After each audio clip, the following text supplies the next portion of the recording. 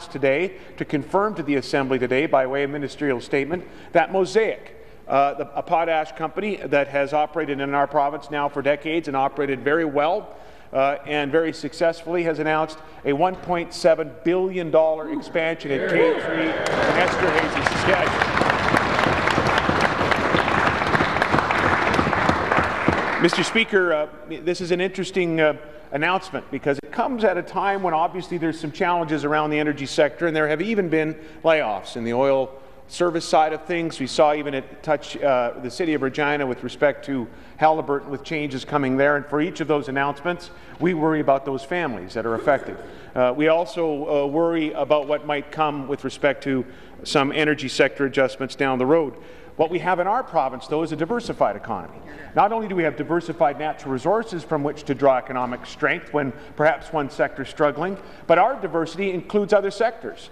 The manufacturing sector, Mr. Speaker, the innovation sector is something that's strong in our province. The trade sector, the financial services sector, all of the logistics sector, transportation, all of these things are creating opportunity, continue to create relative strength in our economy.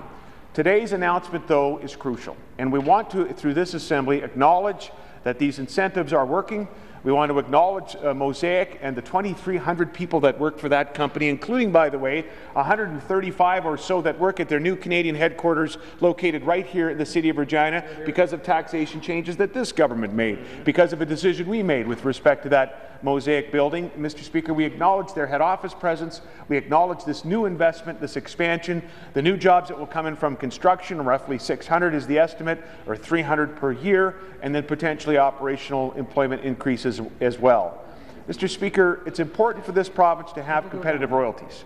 It's important for us always to balance the interests of the owners of the resource, and that's the people of the province, with our desire, our plan on this side to also have an attractive business climate, an attractive investment environment.